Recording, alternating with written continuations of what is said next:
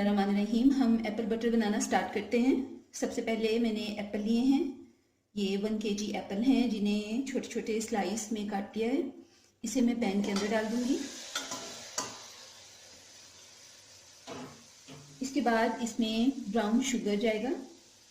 ये 1.5 कप है, ये भी इसके अंदर डाल दें।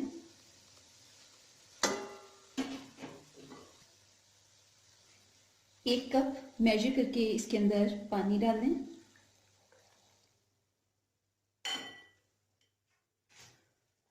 क्लोव्स लिए हैं मैंने, लौंग ये 3 हैं, ये भी इसके अंदर जाएंगे। दालचीनी का पाउडर लिया है जिसे मैंने घर में पीसा है और इसे छान लिया है। दालचीनी के दाने नहीं होने चाहिए, बहुत बारीक फाइन पाउडर होना चाहिए। ये 1 टीस्पून है, ये भी इसके अंदर जाएगा।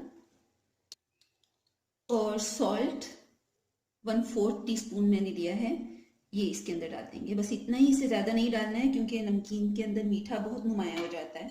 हमें बस हल्का सा नमक का फ्लेवर चाहिए। इन सब चीज़ों को मिक्स करें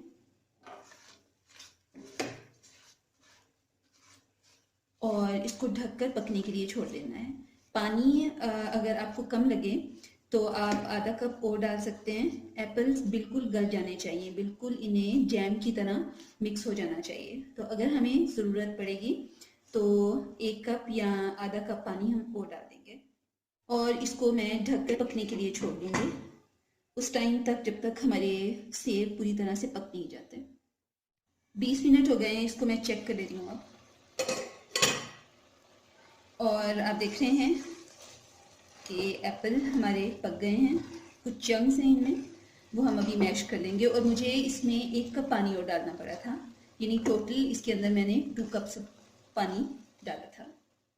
इसके अंदर जो हमने लौंग डाले हैं अब उनका फ्लेवर निकल चुका है, तो इन्हें हमें डिस्कार्ड करना है। अब एक पोटैटो मैशर लें और इससे इसको मैश कर लें। इसकी बिल्कुल स्मूथ कंसिस्टेंसी होनी चाहिए, चंक्स नहीं रहने चाहिए। और अब मुझे इसे पकाना है थोड़ी देर के लिए ताकि इसके अंदर का कोई लिक्विड है वो ख़त्म हो जाए। स्टर करते रहिए ताकि ये नीचे चिपके नहीं। 4 से 5 मिनट तक मैंने इसे कुक किया है और इसमें आप देख रहे हैं लिक्विड बिल्कुल नहीं है। इसका मतलब है कि रेडी होगी। पोट को मैंने चूल्हे से हटा लिया है। अब मुझे इसे ठंडा करना है। जब ये कम्प्लीटली ठंडा हो जाएगा तो इसे किसी जार में डालें, किसी कंटेनर में डालें और फ्रिज में रख लें। और इसे आप जैम की जगह पे सुबह ब्रेकफास्ट में यूज़ कर सकते हैं। अगर आप चाहें इसे ऐसे ही खाएं चटनी की तरह। ये बहुत हेल्दी है, बहुत मज़े का है। इस रेसिपी को ट्राई करिए और मुझे कमेंट्स में बताइए कि आपको कैसी लगी। और अगर आप चाहते हैं कि मैं कोई रेसिपी बनाऊं तो भी मुझे बताइए। वीडियो देखने के लिए बहुत शुक्रिया। अगली वीडियो में किसी और रेसिपी के साथ मिलेंगे। अल्लाह हाफ़िज़।